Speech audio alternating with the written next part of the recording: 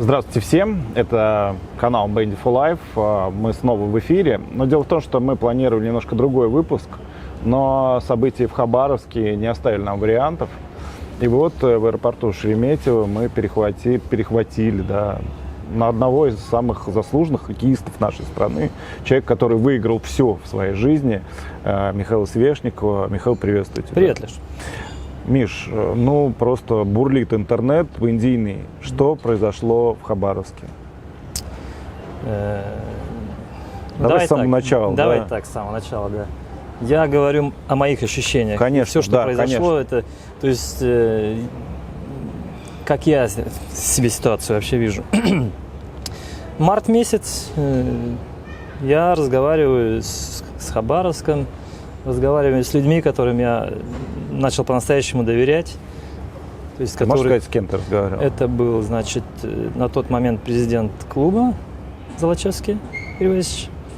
Был еще один человек, Захар его зовут, который тоже имел непосредственное отношение к клубу. Естественно, директор клуба в лице Андрея Черенцова. Ну, на самом деле, люди, которые... Вот я начал им доверять. Я видел в том... Самое главное, что я увидел у них, что я услышал, что на самом деле хотят что-то развить, что-то сделать новое. Изменить. Что-то, ну, даже не изменить, потому что менять-то особо все-таки чемпион России последних 3 лет. Значит, не все так плохо в клубе. Просто чувствовалось, что эти люди хотят, они понимают, что стоять на месте нельзя, что нужно идти вперед, что нужно какие-то шаги делать. И меня это подкупило, на самом деле. Мы теперь говорим о марте, начало апреля. Я подписываю контракт с людьми, которым я доверяю. В апреле было? Это было в апреле, да. Я прилетел в Хабаровск, я с этими людьми встретился, то есть еще раз убедился, что я не ошибся в них. Но, к сожалению, мы не успели с ними пообщаться долго. То есть те вот события, которые произошли с губернатором, они, соответственно, люди, которые работали с губернатором в непосредственной близости, начали они потихонечку один за одним исчезать с клуба. То есть 2 человека из 3, с кем я разговаривал, которым я на самом деле поверил, то есть исчезли из клуба. Мы съездили на сборы в Железноводск, приехали обратно. 1 человек, с которым я разговаривал из 3, пока был еще в клубе, в лице Андрея Черенцова. Но уже чувствую, что что-то назревает, какие-то изменения. Ну, понятно, что мы нуждались в президенте, мы нуждались в нормальной структуре клубной. А получилось так, что Андрей в лице директора остался один, то есть у нас не было ни президента, ни вице-президента. Ну, такой провальчик произошел. А они с тобой разговаривали, президент, вице-президент, когда их убирали из клуба? Ну... Мы общаемся, мы все еще общаемся. То есть, да, разговаривали, объяснили. Очень много разговаривали.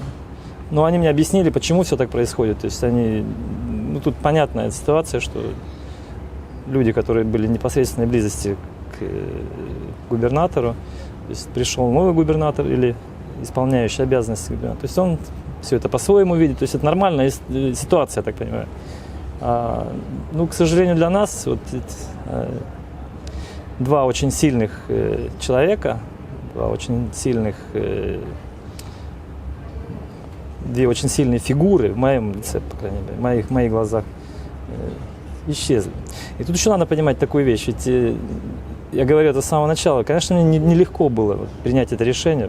У меня вроде все нормально в Швеции, я работал, занимался любимым делом. Но так как я им поверил, мне на самом деле было интересно попробовать себя в этой роли. Я думаю, хорошо, я попробую. Но у меня были люди, на которых я опирался, то есть не физически опирался, а именно мои ощущения. Все-таки новое место, очень далеко от дома. конечно, эмоционально тяжело. Но опять же, когда ты пропускаешь через себя лица и разговоры тех людей, которым я доверился, то есть я, в любом случае, я приехал сюда попробовать это приключение такое, то есть опыт огромный. Понятно, что мне тяжело было далеко от дома находиться. Но вот я сейчас подвожу к самому главному. Когда вот 2 из 3 исчезли, потом исчезает 3-й человек. Но мне просто было... Уже Черенцов. Да, уже Андрей Черенцов. Но мне просто было тяжело себя самого мотивировать на продолжение работы в клубе. То есть тебя никто официально не увольнял? Нет. Официально нет. Я встречался с новой командой, которая сейчас работает с клубом. С Экшенгером? Да. И еще одна фамилия, я сейчас ее не вспомню, замгубернатора. И они, в принципе, меня думали, что все будет нормально, то есть никаких там планов, потому что я исчезну из клуба, у них не было. Другое дело, у меня уже немножко другие ощущения. То есть я же понимал для себя, если бы меня в клуб позвали вот сегодняшние люди, которые подошли сейчас к клубу, я не думаю, что я согласился бы на это, потому что во-первых, я их не знаю. То есть, это новые люди для меня. Во-вторых, тот кейс, который был предложен мне, то есть они объяснили свое видение развития клуба, но во мне ничего, знаешь, никакого сигнала не сработало, что это для меня. То есть там все по-другому стало? Я не знаю, как там станет, но можно ведь вот констатировать, что да. людей, к которым я приходил, уже никого нет. То есть все 3, с которыми я разговаривал, их не стало просто в клубе. И я понимал, что то есть, я шел немножко не к этой команде. И, соответственно, вот еще раз могу повторить, что да, тяжело быть далеко от дома, да, тяжело быть далеки от семьи. И, то есть вот та мотивация, которая во мне была, когда были те люди, ее просто не стало. И зачем я буду там ходить, обманывать самого себя и ребят вокруг меня? Из меня просто вся энергия вышла. Вот так вот просто. А как ребята, хоккеисты? Ребятам тяжело, но они профессионалы, суперпрофессионалы. Я думаю, они уже многое что повидали в нашем виде спорта. Ничего, я думаю, пройдет время. Конечно, они все разные люди. Там 20 человек, там у каждого свое представление по поводу того, что происходит. Кому-то тяжело, кому-то полегче.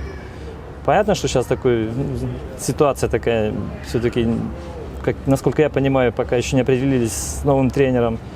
Я не знаю, как сама структура вокруг клуба будет выглядеть. Я, честно говоря, не знаю. Миш, официальная версия твоего расставания со «СКА-нефтяником» – семейные обстоятельства. Она есть, да, на самом деле. Она же, знаешь, она Мне тяжело было, даже когда был Андрей, когда были... я говорю, что я не хотел их подводить. И, то есть они мне придавали силы, они придавали мне эмоции, они меня вдохновляли на то, чтобы работать там. Но когда они ушли, ощущение того, что я все-таки, мне будет там тяжело, потому что те, кто пришел туда, я их просто не знаю. Я не могу сказать, что они хорошие или плохие, я просто их не знаю. Насколько я знаю, что получилась какая-то история обмана, получается, да, с тобой? Или что? Да нет, никто меня не обманул. Другое дело, что меня никто не обманул. Нет, другое дело, что я не мог даже себе подозревать, что может произойти такое, что 3 человека, с которыми я общался, их не станет в одночасье. Нет, тут обман какой. Ситуация так сложилась, обстоятельства. Что-нибудь предвещало, когда ты начинал тренировать, когда вы поехали на сборы? Сборы там тоже тяжело, то в одном месте, то в другом. Да, что-нибудь предвещало? Вообще, понятно, что разница с Швецией там великая. В чем еще какая-то разница? Да нет, ничего не предвещало. Другое дело, что все как-то началось, знаешь, не так ровно, как хотелось бы. Да, то есть сам переезд очень тяжелый был, потом 2-недельный карантин, то есть... Это все, знаешь, так, постоянные тесты сдавать, по больницам ходить, плюс Кисловодск отменился буквально за пару дней до отъезда. Понятно, что все время в таком каком-то напряжении все происходило. Ну и потом, я думаю, все-таки вот то, что Андрея не стало в конце концов. В команде? В команде, да. Хотя он очень адекватный, очень умный человек, и он ни в коем случае не отговаривал меня там уйти или остаться. Нет, он просто мне сказал, что вот ситуация сложилась вот так. Миша, а можно конкретику? Что заставило тебя, успешного хоккеиста, тренера, комментатора, опять же, да, человек, который комментирует матчи в том числе, да, то есть... Ну, по поводу успешности моей как комментатора, тут я могу с тобой поспорить, но... Я тебя слушал, вот не надо мне рассказывать, да, комментировал ты отлично, на уровне эксперта вообще 10 баллов из 10. Я хотел вот что спросить, что тебя могло заставить за несколько тысяч километров, да, сменить просто место жительства, место работы, там у тебя дочь начинает играть, там, и так далее?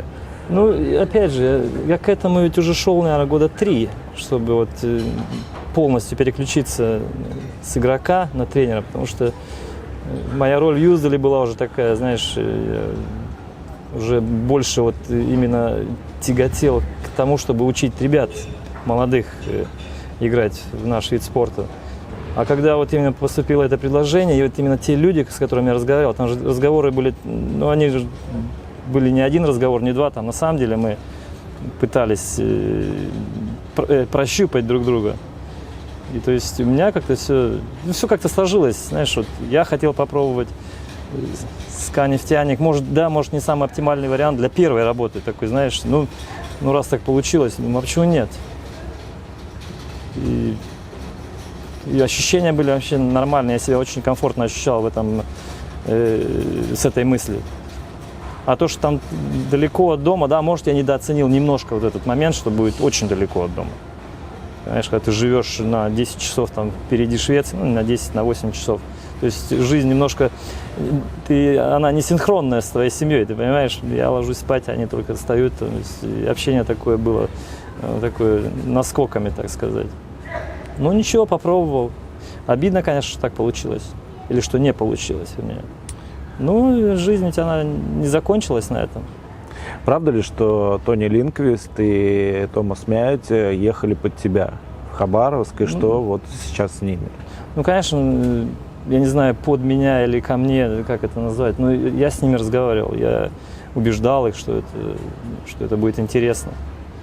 Конечно, ну, если говорить твоим языком, да, под меня.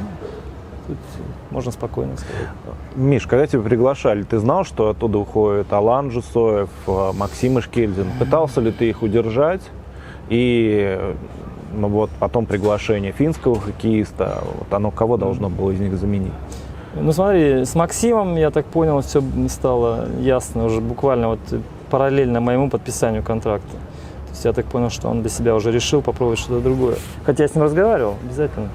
И очень много разговаривал и с другими ребятами тоже, и в том числе Алан. Ну, там были очень долгие переговоры, я не знаю, на чем они, почему они не получились. Ну да, попытка их оставить. Ну, не Максима, я еще раз повторюсь, что Максима уже было решение готовое. То есть он мне о нем сказал.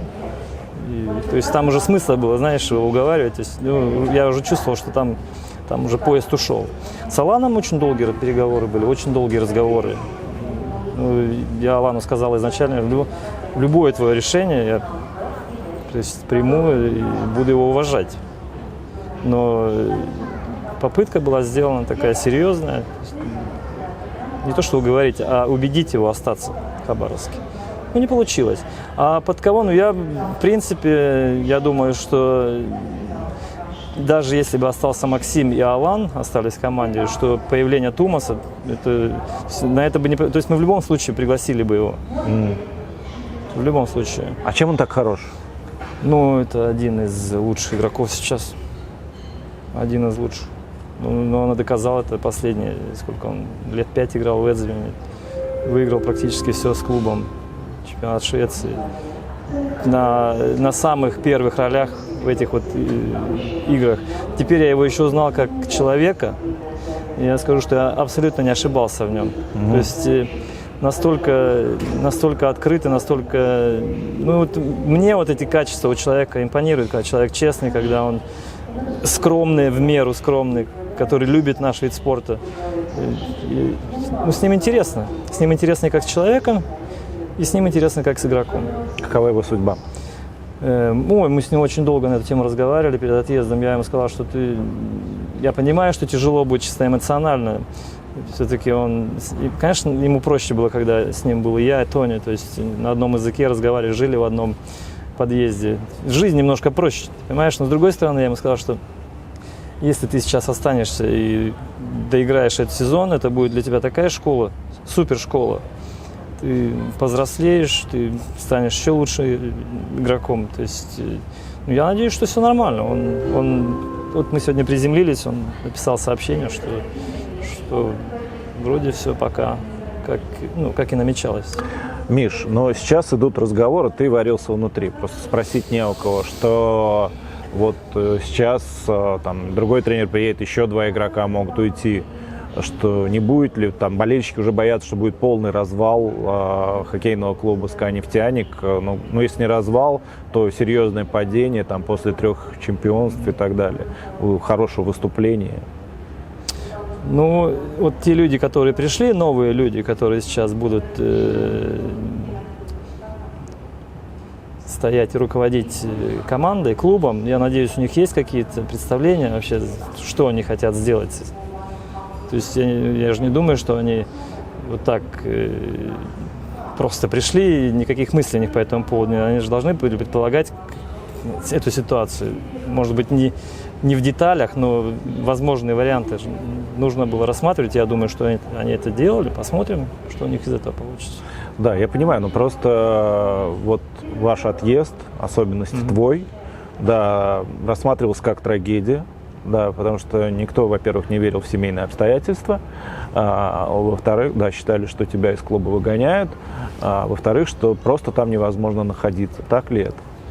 Да нет, в таких уж красках я бы не стал это все описывать. Понятно, что что-то не так. Какая-то турбулентность, вот это, тем более вокруг такого клуба. В моих глазах эти изменения вообще абсолютно ни к чему были. Я понимаю, там, допустим, президент, вице-президент, но они ушли ведь не из-за того, что они не хотели работать в «СКА Нефтяник. Просто сложились такие обстоятельства вокруг их работы, что у них выхода другого не было. Я не считаю, что нужно было директора клуба убирать именно вот сейчас. Я не вижу в этом логики абсолютно никакой. Но еще раз повторюсь, люди новые, которые пришли, у них наверняка есть план действий. Посмотрим, чем это закончится. Ты бы каким словом, там, 1 или 2-3 описал вот что произошло? Там, я не знаю, там, провал, всему конец, или не повезло? Я не знаю, ты пробовал всего несколько месяцев и ни одной игры с командой не провел. 5 тренировок на льду. И все? Это моя. Это мой вклад, несущественный. Да, можно говорить, Михаил Свешников не проиграл ни одного матча со «СКА Нефтяником. Вот это точно, да. 100%. Леш, так вот оно получилось. Так получилось? Так получилось, да.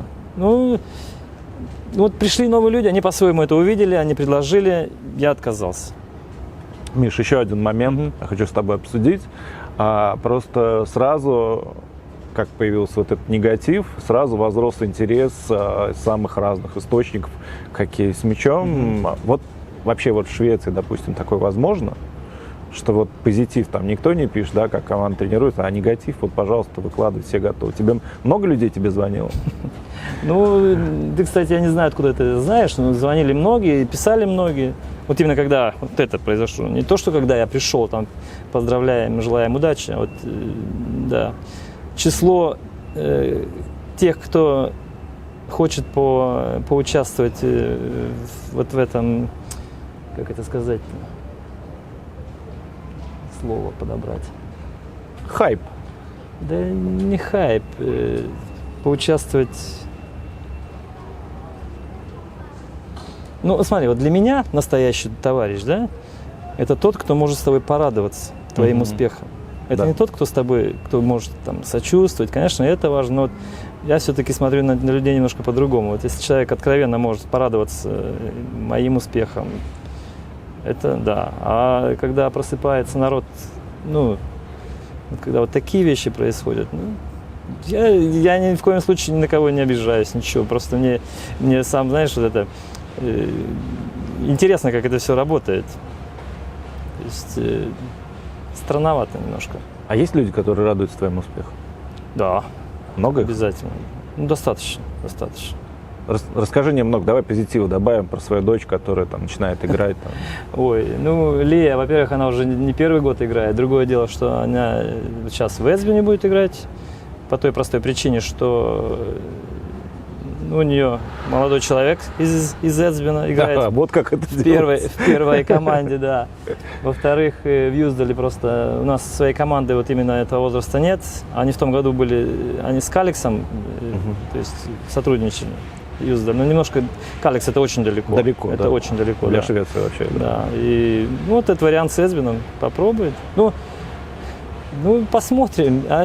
Я не думаю, что там будет какой-то супер хоккеист из Леи, но ей нравится, ей процесс этот интересен, ей интересно тренироваться, интересно ездить играть. Там все-таки такой чемпионат женский, на приличном уровне. Миш, последнее, что я тебя хочу спросить. Ты заявил, я не знаю, там радио это было или кто, но во всяком случае аудио я слышал, что все подробности только после возвращения в Швецию. Почему? Ты чего-то опасаешься? Да нет, надо просто приземлиться во всем, ты понимаешь, чтобы не наговорить там с бухты-барахты на эмоциях что-то, то есть посмотреть немножко, отойти в сторонку, посмотреть на то, что произошло со стороны. То есть, только лишь из-за этого, чтобы говорить по существу, чтобы говорить не на эмоциях, чтобы эти слова звучали нормально и правдиво. Только лишь поэтому.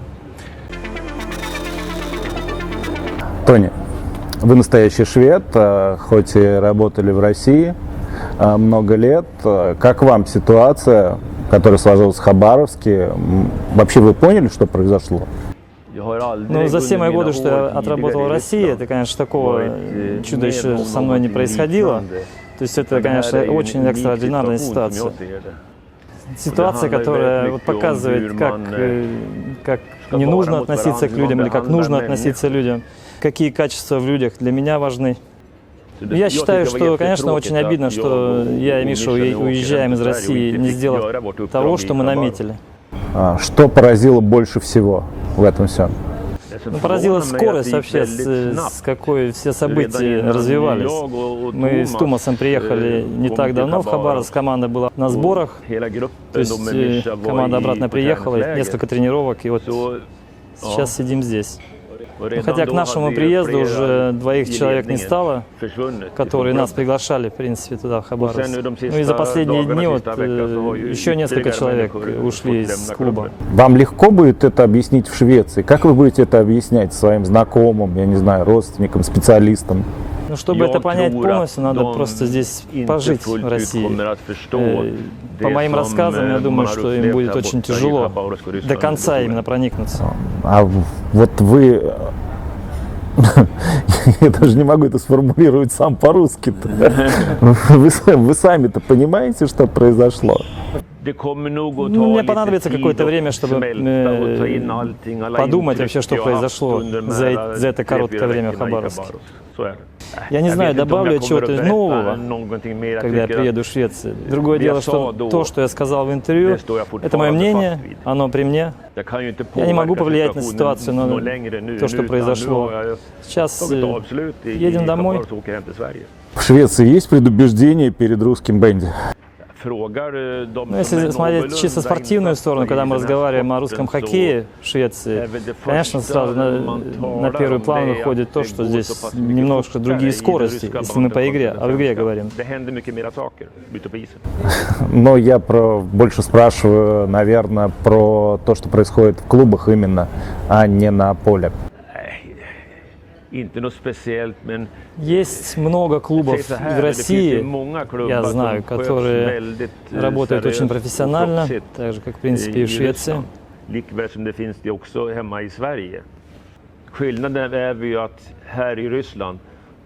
конечно, большая разница в том, что все-таки русские хоккеисты, они профессионалы. В Швеции человек работает или учится параллельно. Сегодня объявили о том, что сборная Швеции отказывается ехать на чемпионат мира. Какие у вас впечатления от этого всего? Ну, конечно, обидно, что чемпионат мира не пройдет, скорее всего, не пройдет в Иркутске. Но, с другой стороны, та ситуация, которая сложилась не только в России и Швеции, а вообще в мире, ну, другого здесь, в принципе, наверное, не может быть именно сейчас.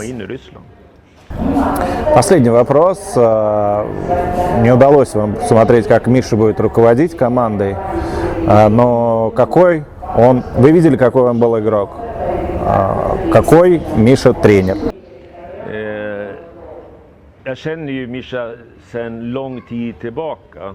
Ну, я знаю Мишу уже давным-давно, много лет, по России, мы вместе были в «Динамо», мы были вместе в «Воднике», ну, конечно, в Швеции, то есть мы знакомы очень много лет. И вот за это короткое время, которое мы успели пообщаться в Хабаровске, я уверен, что он бы сделал хорошую работу в России и оставил после себя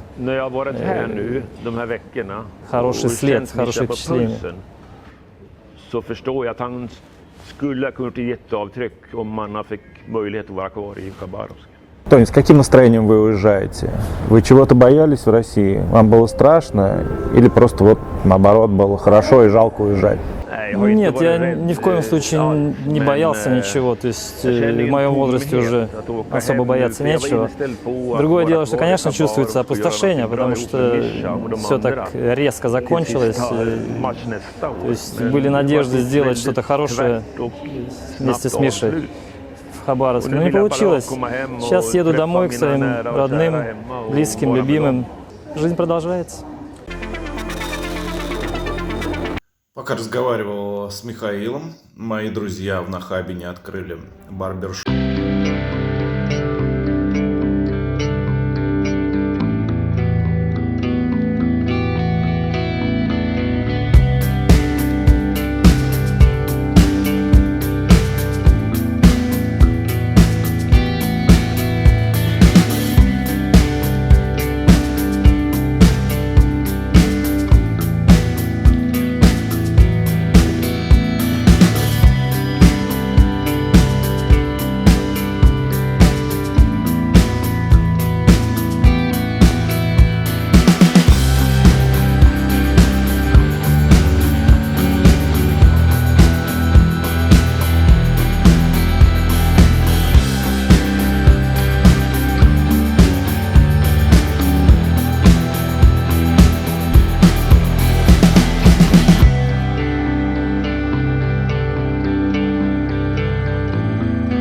Мы за правильный хоккей.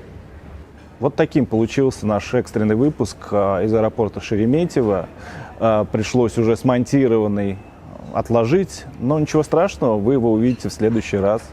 Мы же за правильный хоккей. Увидимся на стадионе. Пока.